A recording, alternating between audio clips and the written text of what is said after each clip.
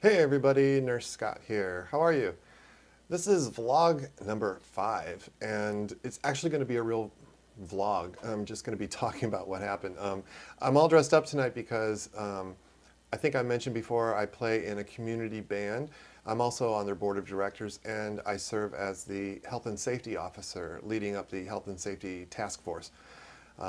We were the group that came up with the COVID response for the band and establishing our policies about masking and vaccinations and all that so that we could get together in person safely and make music. So I just got finished giving a presentation at our annual meeting about what we had done this last year. So I'm all dressed up for the video meeting. I thought this would be a good time to make a vlog. So here I am. Now before I did this, I decided to make the channel intro video for my channel.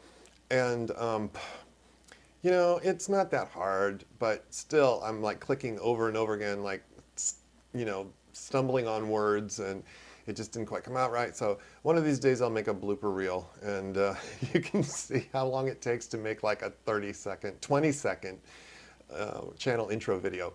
All right, let's do this. I've been an emergency nurse. I've been an emergency nurse since 1992. It's not what I meant to say at all. I decided to make this vlog so you can follow my journey with me and follow my journey with me. I decided to start this vlog so you can take the journey with me, watch me. I do go to school. So, I'm getting ready to start to grad school to make I'm soon to start the newest. So anyway, that's what's been going on.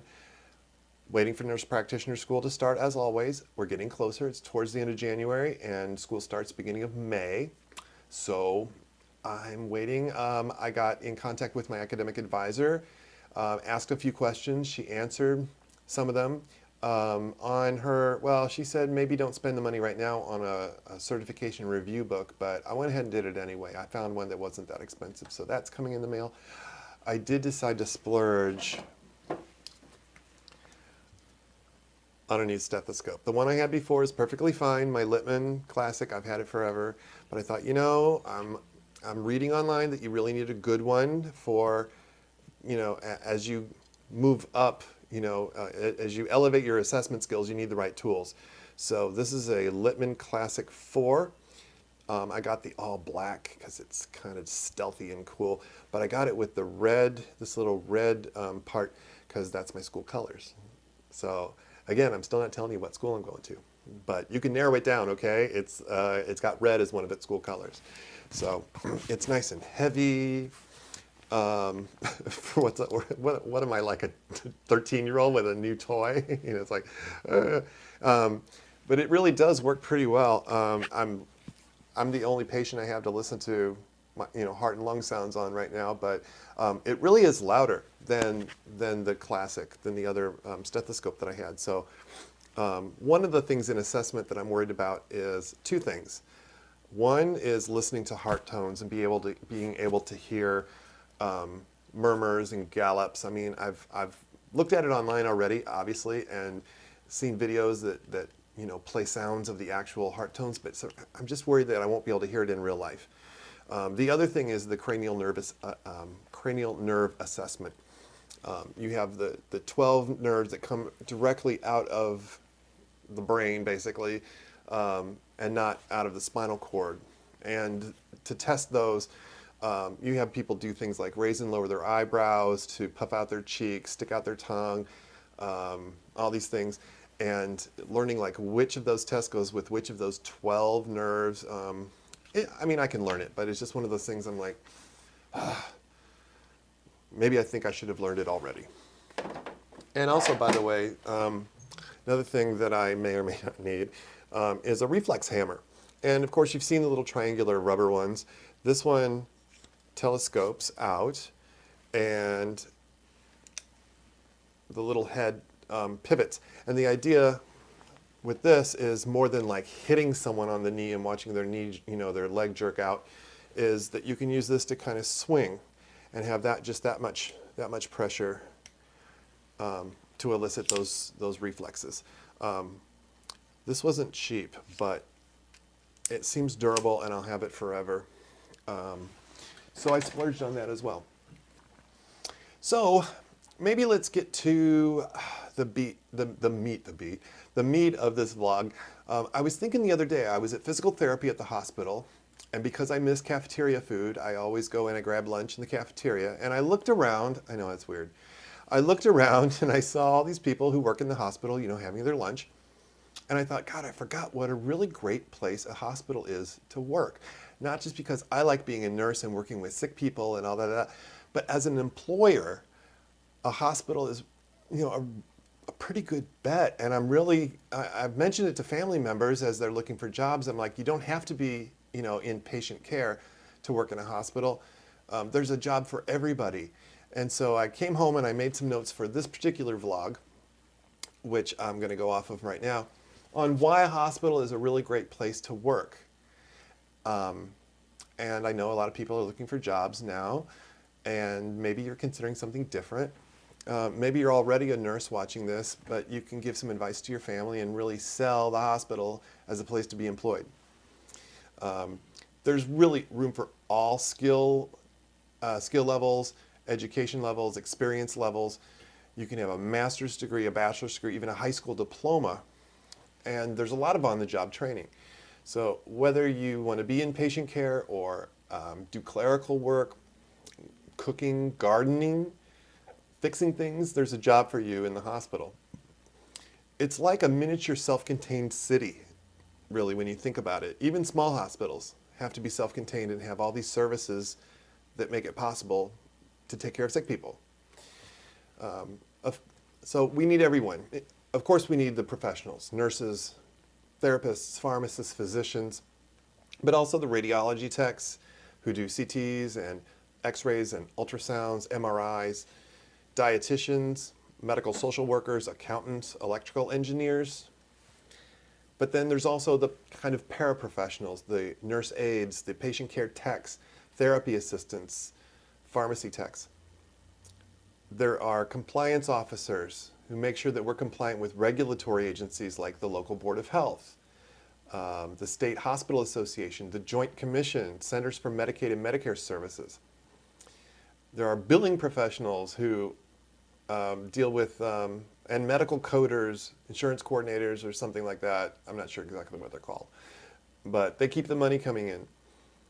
And there's food service. We need the chefs and the cooks and the meal delivery staff and cafeteria servers and cashiers.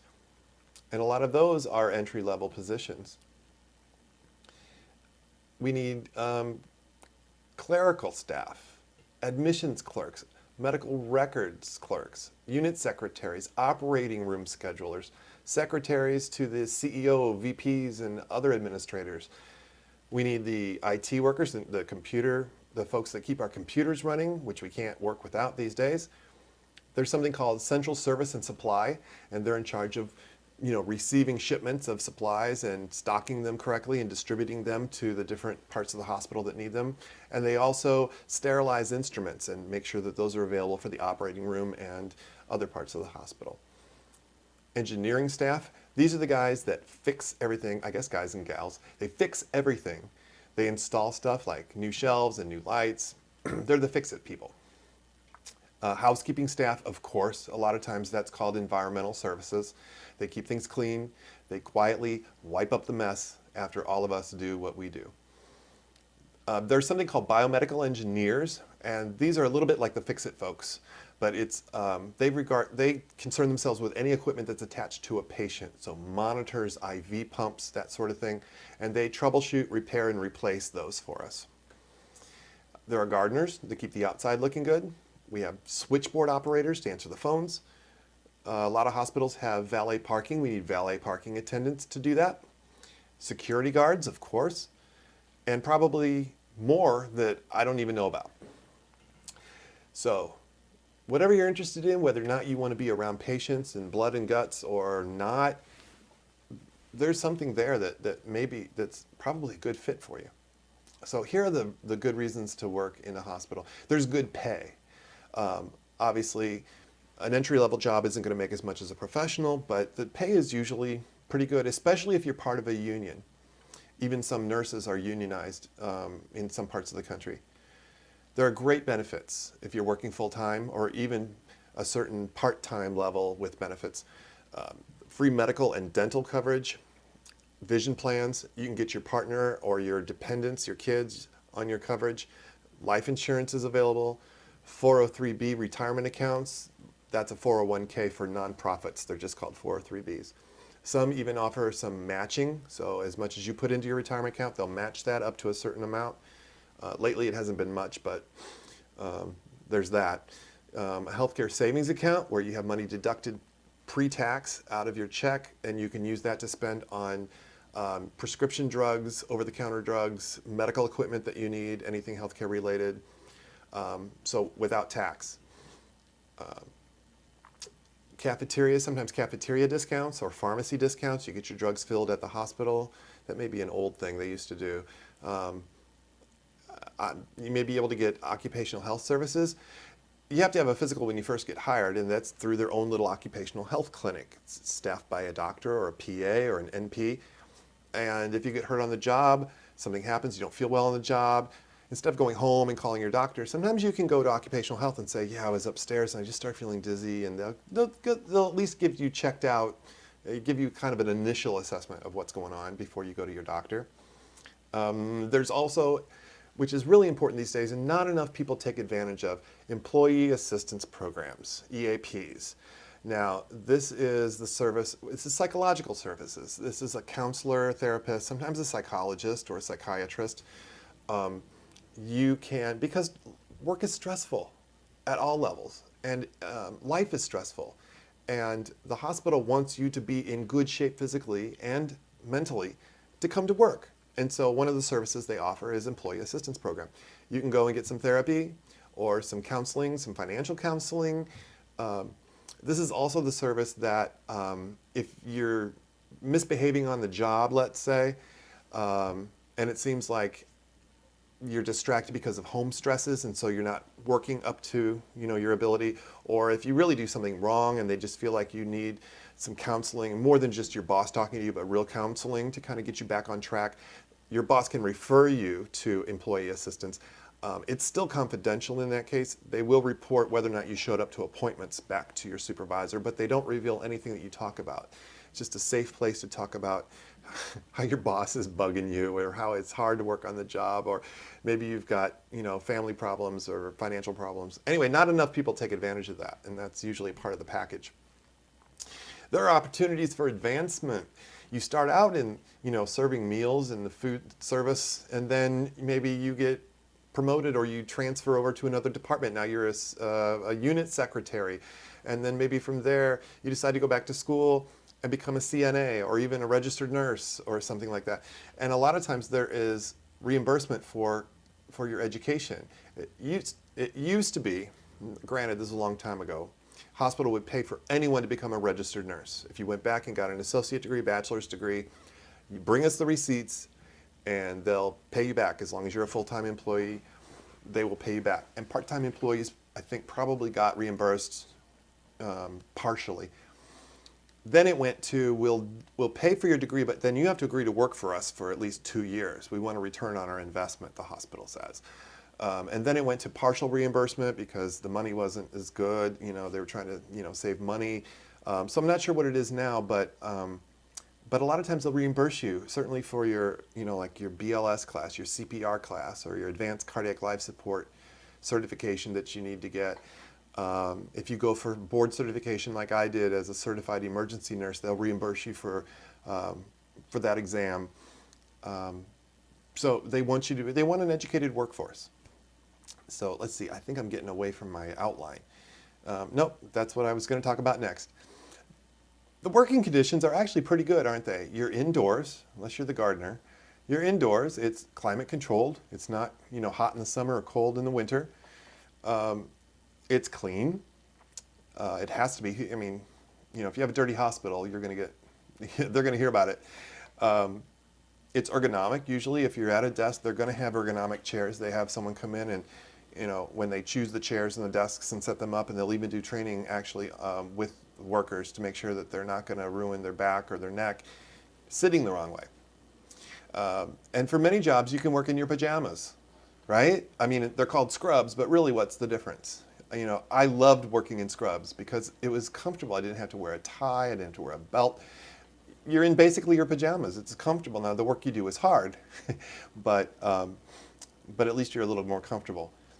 There is really job stability in hospitals. You really don't often hear about hospitals going bankrupt or closing. And sometimes, like recently here in town, they did close one of the hospitals as they were building a new one. They closed 2 hospitals and they were going to consolidate services in the new hospital they built.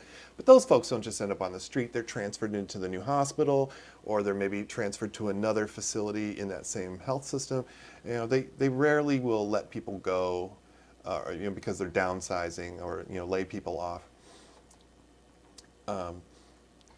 There are usually flexible shifts and schedules. Some jobs really are, 9 to 5 or 8 to 4:30 or something like that. Anything with patient care, and operating room operates usually, during the day with emergencies kind of squeezed in and maybe overtime or on call. All the nursing shifts work on usually 3 8-hour shifts, days, eves, and knocks, days, evenings, and nights, maybe a swing shift thrown in there. And there may be some special kinds of schedules. And again, this is an old program, but they may have something similar. The old program was pretty good. It was called weekend option. And if you worked 3 12-hour shifts on the weekend, so if you did like 12 hours on Friday, Saturday, and Sunday, that's 36 hours, but you got paid for 40. And then you had the rest of the week off. Now, that's hard, so you probably need Monday to recuperate, but you still had Tuesday through Thursday off, and you got paid for 40 for working 36. Hey everybody, it's Future Scott here. It's the next day and I'm having a bagel and editing this video, and I realized I forgot to talk about PTO, paid time off. It's sometimes called ETO, earned time off. I can't believe I forgot to talk about your vacation time. Of course, there's lots of vacation time. They're very generous usually. The way it works is you earn them, as you work, the hours you work, you accumulate a certain amount of hours of time off. You use that for your sick days, or you can arrange a day to be off work so you can take a kid to a doctor's appointment or something. Hopefully you accumulate enough of it, you can take a nice week-long vacation, or 2-week vacation, or 3-week vacation if your unit can do without you for that period of time. If you've got the hours banked in your PTO bank, go for it. So a very good reason to work for a hospital. I can't believe I forgot it. Now you know. Let's get back to the video. For many positions, there's a lot of variety in your workday. You have different patients coming in, different projects that you're working on, and there's always help. There's a lot of teamwork, so you get to learn how to work as a team. And there is a lot of support. You get stuck, you don't know, there's always someone to call. And really, one of the bigger, selling points is you make a difference, directly or indirectly. Not everyone takes care of patients, but everyone contributes to making sure the hospital is always there for anyone who needs it. So if you're looking for work, consider a job at a hospital. If you already work at one, good for you. And if you know people looking for work, mention this to them. There's a lot of jobs people don't consider, like I'm not a nurse, I don't want to work with patients, I don't like blood. Why would I work at a hospital? Because we need all kinds of people, and the opportunity is there. So that's your little learning corner for vlog number 5. Thanks for joining me. As always, if you enjoy this, please consider subscribing, ring the bell, choose how you'd like to be notified so that you know when new videos are available on the channel. And take care, stay safe, be healthy, be happy. I'll see you next time.